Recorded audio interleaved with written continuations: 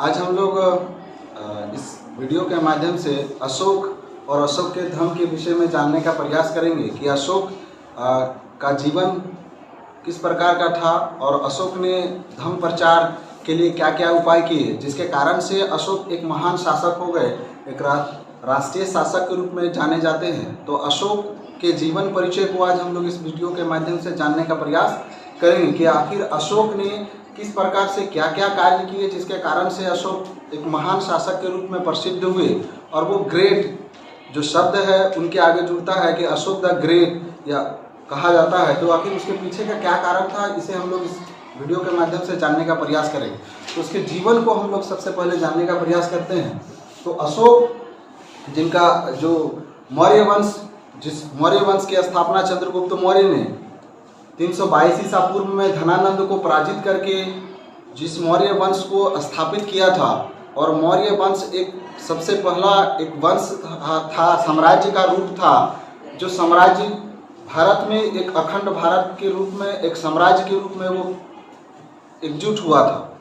और वो साम्राज्य का रूप देने में चंद्रगुप्त मौर्य का रोल रहा था। चंद्रगुप्त के ही बेटे बिंदुसार और बिंदुसार के बेटे अशोक थे, जो मौर्य वंश को ऊंचाई की बुलंदी तक ले जाने का कार्य किया था। और ये साम्राज्यवादी नीतियों के तहत से अशोक ने जो अपने दादा जो चंद्रगुप्त मौर्य के द्वारा जो प्रारंभ किया गया था साम्राज्यवादी नीति और विस्तारवादी नीति, जिसे बिंदुसार ने आगे बढ़ाया था, और इसी मौर्य वंश को ऊंचाई की बुलंदी तक पहुंचाने का यदि श्रेय किसी को दिया जाता है तो वो है अशोक को।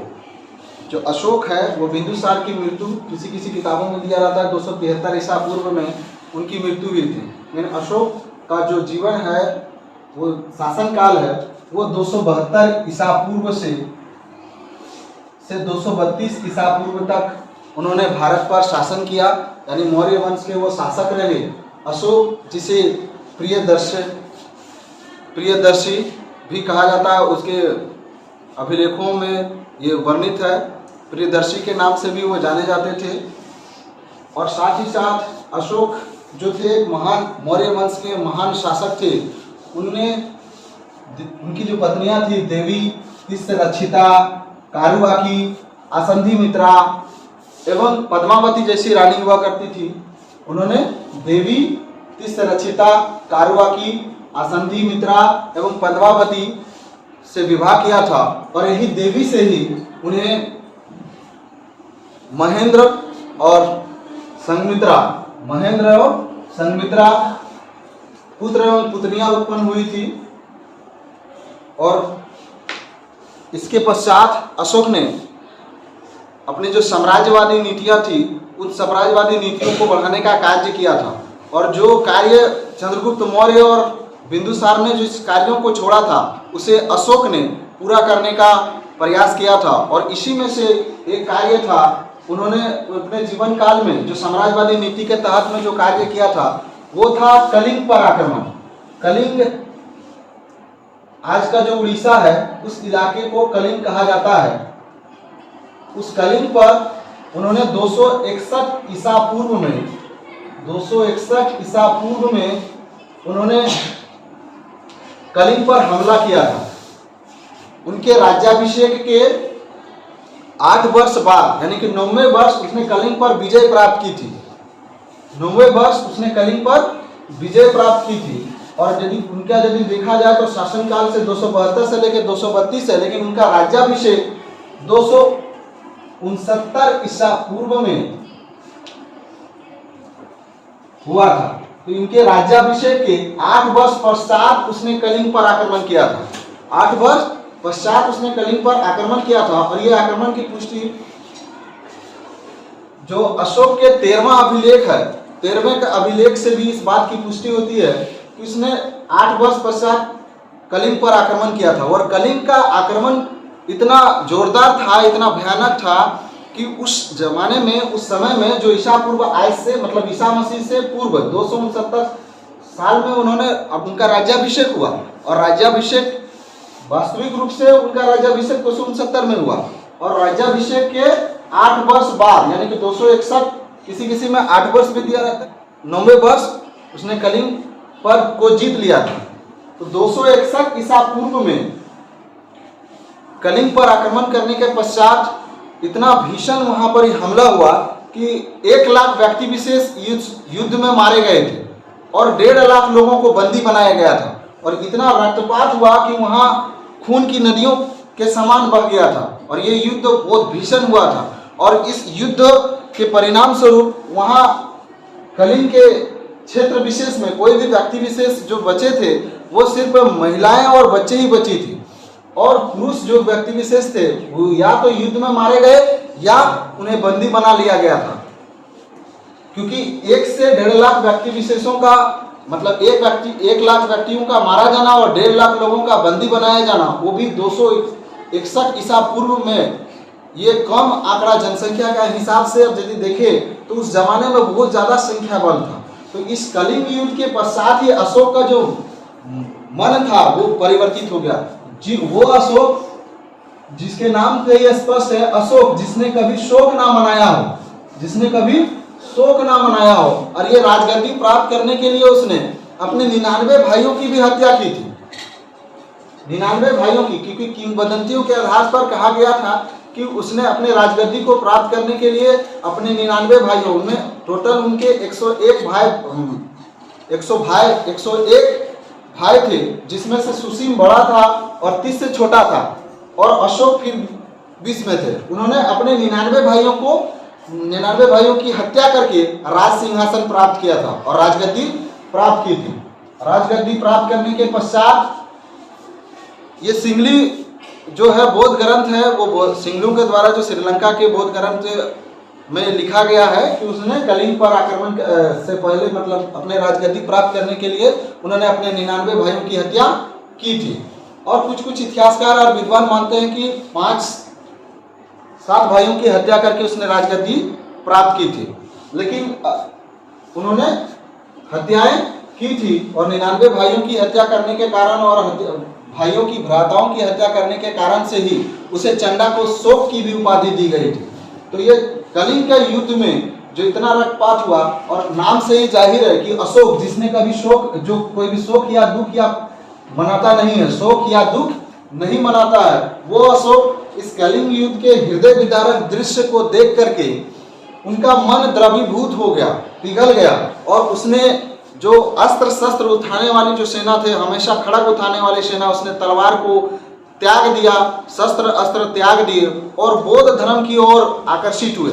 और उनका जो भतीजा था सुसीम का बेटा निग्रोथ जब वो आराम से भ्रमण कर रहा था, उनको देख करके उनसे बौद्ध धर्म की बातों को सुन करके बौद्ध की ओर उनका मन आकर्षित हुआ और आकर्षित होने के पश्चात उन्होंने उपगुप्त से बौद्ध धर्म की शिक्षा ली। इससे पूर्व वो अशोक शैव धर्म मतावलंबी था, हिंदू धर्म मतावलंबी था, लेकिन उपगुप्त से शिक्षा लेने के पश्चात उसने बौद्ध धर्म को अपनाया। और ये कलिंग युद्ध के पश्चात ही उसने बुद्धम शरणम गच्छामि, संघम शरणम गच्छामि और धम्मम शरणम गच्छामि कहते हुए बौद्ध धर्म को अपना लिया था। और बौद्ध धर्म को अपनाने के पश्चात उसने जो साम्राज्यवादी नीति थी और साम्राज्यवादी नीति को त्याग करके वो रण भैरवी बजाने वाली सेना अब धर्म भैरवी बजाने लग गई थी। और उसके पश्चात जो मानवता और के कल्याण के लिए और मानव कल्याण के लिए जो कार्य किए अशोक ने, जिसके कारण से अशोक महान हो गए, उनके अपने नीतियों के कारण से महान हो गए, क्योंकि उसने जन कल्याण के लिए बहुत सारे कार्य किए जब बौद्ध धर्म अपनाने के पश्चात। लेकिन उससे पहले उन्होंने ये कार्य नहीं किया था। वो साम्राज्यवादी नीतियों के कारण और विस्तारवादी नीतियों के कारण और मार काट खून खराबा के कारण अशोक महान नहीं हुए, बल्कि बौद्ध धर्म अपनाने के बाद जो उसने एक धर्म दिया, एक धर्म बनाया, उसके कारण से वो महान हुआ है। और बौद्ध धर्म को उसने भारत से निकाल करके विश्व तक के अन्य देशों तक भारत से बाहर भी निकालने का कार्य किया था। तो देखते हैं अभी अशोक के धर्म के विषय में। तो अशोक का धर्म कोई नया धर्म नहीं था, बल्कि सारे धर्मों का सार था। सार कैसे? अशोक ने द्वितीय स्तंभ लेख में उसने स्वयं कहा था कि किम चिम धम्मे, मतलब धम्म क्या है, तो उसका उत्तर भी वो खुद देते हैं और कहते हैं कि अपासिनवे बहुकाने दया दाने सचे सोचे चखु दाने पी में बहुविधे दिने द्विपद, अर्थात पाप हिंता है अत्यधिक कल्याण है, दया है, दान है, सत्यवादिता है, पवित्रता है, मृदुता है और साधुता है। तो अशोक ने जो अपने धर्म क्या है और धर्म की जो परिभाषा दी, उनके अनुसार पापहीनता है, अत्यधिक कल्याण है, दया है, दान है, सत्यवादिता है, पवित्रता है, मृदुता है और साधुता उसने कहा। धर्म की परिभाषा उसने इस प्रकार से दी और ये दूसरे और सातवें स्तंभ लेख से ये पता चलता है और राहुलोवाद सूत्र से ये लिया गया है। और इसके अतिरिक्त भी उस धर्म के विषय में अशोक ने कहा कि व्यक्ति को इस धर्म के पालन करने के लिए कुछ चीजों का पालन करना चाहिए, जिसके कारण से वो अपने जीवन को वो चरितार्थ कर सकते हैं। जिसमें उसने बताया कि प्राणियों की हत्या ना करना, यानी कि अशोक ने कहा कि प्राणियों की हत्या न करना। जो अशोक जिसके काल में हजारों की संख्या में पशुओं को काटा जाता था भोजन के उद्देश्य से, जिसने कलिंग के युद्ध में लाखों लोगों की हत्याएं किया, नरसंहार किया, वो व्यक्ति विशेष जो बौद्ध धर्म अपनाने के पश्चात इस पशु बलि यानी प्राणियों की हत्या करने पर पाबंदी लगाने की बात करते हैं। और वो कहते हैं इसके साथ साथ माता पिता की सेवा करना, जो अपने माता पिता जो है उनकी सेवा करने की बात कही, साथ ही साथ वृद्धों की सेवा करना, या जो वृद्ध व्यक्ति विशेष है, जो बूढ़े हैं, उनकी सेवा की बात कही है। और गुरुजनों, जो गुरु है जिनसे आप किसी भी चीजों के बारे में सीखते हैं, उनका सम्मान करने की बात उन्हें कहा है। गुरुजनों की सेवा सम्मान करना और मित्रजनों, परिचितों, ब्राह्मणों और श्रावणों और दासों के साथ अच्छा व्यवहार करने की भी बात अशोक ने कही है। ये उनके धम्म में कहा है। इसके अतिरिक्त अल्प व्यय और अल्प संचय, मतलब कम मात्रा में खर्च करो और कम मात्रा में संचय करो, इकट्ठा कम से कम इकट्ठा करो और कम से कम व्यय, माने फिजूल खर्ची से बचने को कहा गया है। अशोक ने ये कहा है और साथ ही साथ सादगीपूर्ण जीवन व्यतीत करने के लिए कहा है। तो ये जो अशोक हमने जो देखा अशोक का धर्म, इन सारे चीजों से ये स्पष्ट हो जाता है कि अशोक ने किसी नए धर्म का निर्माण नहीं किया था, बल्कि सारे धर्मों का एक सार तत्व था जो सभी धर्मों में मौजूद है। उन्हीं धर्मों के मेन मुख्य चीजों को अशोक ने अपने धर्म में स्थान दिया है। और साथ ही साथ व्यक्ति को कहा है कि मानव की सेवा करना, मानवता का कल्याण करना ही अपने कल्याण के बराबर है। इसलिए मानव कल्याण को सबसे उच्च स्थान दिया है। एक मानव को दूसरे मानव के प्रति जो दायित्व बनता है वो मानवता की सेवा पर बल दिए हैं। साथ ही साथ व्यक्ति विशेषों को कुछ दुर्गुणों से बचने के लिए भी अशोक ने कहा है कि इन दुर्गुणों से बचना चाहिए, जैसे उग्रता, उग्र जो स्वभाव के होते हैं, मतलब उग्र स्वभाव, तुरंत क्रोधित हो जाना, मतलब उग्र हो जाना, इन चीजों से बचने को कहा है। और निष्ठुरता, व्यक्ति विशेष को निष्ठुर नहीं होना चाहिए, पत्थर जैसे एकदम कठोर नहीं होना चाहिए, बल्कि उसमें ममत्व भी होना चाहिए। जिस प्रकार से अशोक जो निर्दय व्यक्ति विशेष जो कभी अपने जीवन में कभी शोक नहीं मनाया हो, वो भी व्यक्ति विशेष पिघल जाता है कलिंग के युद्ध के बाद। जो शोक नहीं मनाने वाला व्यक्ति भी शोक मनाता है और उद्भुत से शिक्षा लेने के पश्चात बौद्ध धर्म अपनाता है। और जो रणभैरवी बजाने वाली सेना धर्म भैरवी बजाती है, तो वो निष्ठुर होने की बात नहीं करते हैं। व्यक्तियों में निष्ठुरता नहीं होनी चाहिए, इन चीजों का त्याग करना चाहिए। क्रोध, व्यक्तियों में क्रोध नहीं होनी चाहिए।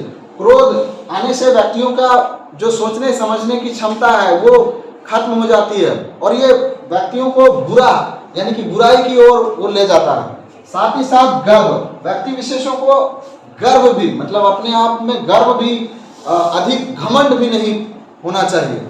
ये घमंड व्यक्ति विशेषों को उसके पतन की ओर ले जाता है। और ईर्ष्या, लोगों को देख करके जलन और ईर्ष्या जो होती है, किसी के अच्छाई को देख करके या किसी व्यक्ति विशेषों को राजा महाराजा या ऊंचाई पर देख करके लोग ईर्ष्या द्वेष करने लगते हैं, इनसे भी बचने के लिए कहा गया है। अशोक ने इन 5 दुर्गुणों को कहा है मनुष्य में है, इन दुर्गुणों से आपको मुक्त होना चाहिए, तभी व्यक्ति विशेष अपने जो जीवन का है वो अच्छे मुकाम तक वो पहुंच सकता है, ऊंचाई की बुलंदी को वो छू सकता है। और ये जो अशोक का धर्म है ये आज भी प्रासंगिक है, क्योंकि इसमें ऐसा कुछ चीजें ऐसी नहीं है जिसको नहीं पालन किया जा सकता हो। ये व्यक्ति विशेष, हर व्यक्ति विशेष ये पालन कर सकता है और अपने जीवन को अच्छे से अच्छे तरीके से अपने ऊंचाई की बुलंदी को वो छू सकता है। इसमें नया कुछ नहीं था, बल्कि अशोक ने जो सारे धर्म थे उन धर्मों के चीज़ों को, सार तत्वों को इसमें समाहित करने का प्रयास किया था। अशोक अपने साम्राज्यवादी नीतियों के कारण से शासक के रूप में या महान शासक के रूप में नहीं जाने गए, बल्कि उसने जो बौद्ध धर्म के प्रचार प्रसार और जन कल्याण के लिए जो कार्य किए उसके कारण से महान हो गए। अशोक ने अपने जीवन काल में मतलब जो कलिंग युद्ध के पश्चात अपना सर्वांगीण मतलब जो अपना अंतिम जीवन जो 232 ईसा पूर्व तक, मतलब अपने मृत्यु ईसा पूर्व तक 232 ईसा पूर्व तक, जब तक उनकी मृत्यु नहीं हो गई तब तक उसने बौद्ध धर्म के प्रचार प्रसार के कार्य में लगे रहे और जन कल्याण कार्य में लगे रहे। उसने सराय नहर लोगों के लिए भी व्यवस्था कराई, जन कल्याण के लिए अस्पताल वगैरह की भी व्यवस्था कराई। जो समस्याएं जो आम व्यक्ति विशेषों होती थी उनके लिए भी उन्होंने व्यवस्था की और मानवता और जन कल्याण के लिए अपना संपूर्ण जीवन मतलब आजीवन उसने लगा दिया। लगभग 232 ईसा पूर्व तक जब तक वो जीवन जीते रहे तब तक उसने इसी कार्य में लगा, जिसके कारण से अशोक महान हुए। अशोक अपने साम्राज्यवादी नीति के तहत महान नहीं हुए थे और वो बौद्ध धर्म को जो भारत से शुरुआत हुई थी उस बौद्ध धर्म को विश्व धर्म के रूप में मतलब विश्व तक में भी भारत से बाहर भी ले जाने का कार्य अशोक ने ही किया था, अशोक के काल में ही हुआ था। और अपने बेटी महेंद्र और संघमित्रा को भी श्रीलंका भेजा था और बहुत सारे धर्म प्रचारक भी उसने यमन जैसे देशों में भी भेजे थे और अन्य देशों में भी भेजा, जिसके कारण से अशोक महान हो गए। और अशोक महानता के पीछे उनका बौद्ध धर्म और जन कल्याणकारी कार्य था, न कि उनकी साम्राज्यवादी नीतियां। और भारत में ही नहीं पूरे विश्व में 4 महान शासक जिसके आगे में मतलब ग्रेट के शब्द लगता है, ग्रेट कहा जाता है, वो 4 व्यक्ति विशेष हुए हैं जो जिनका सभी का नाम ए से शुरू होता है। और वो है अलेक्जेंडर द ग्रेट, जिसको सिकंदर कहा जाता है, इनको भी सिकंदर को भी महान कहा जाता है। और दूसरे हुए अशोक महान, यानी कि अकबर द ग्रेट कहा जाता है। और Ashok the great, Akbar the great और अरस्तु द ग्रेट, ये 4 व्यक्ति विशेष हुए जिन्हें महान कहा गया। तो अरस्तु the great, Akbar the great और अकबर द ग्रेट और अलेक्जेंडर द ग्रेट, मतलब यदि सीधा सीधी कहा जाए तो Alexander the great, Ashok the great, Akbar the great और अरस्तु द ग्रेट, ये 4 महान व्यक्ति विशेष हुए जो अपने कार्यों के कारण से महान हुए। वो चारों अलग अलग क्षेत्रों में अपने कार्य किए जिसके कारण से वो महानता को हासिल कर पाए। तो मैं आशा करता हूं कि इसके मदद से आपने अशोक के विषय में जान लिया होगा।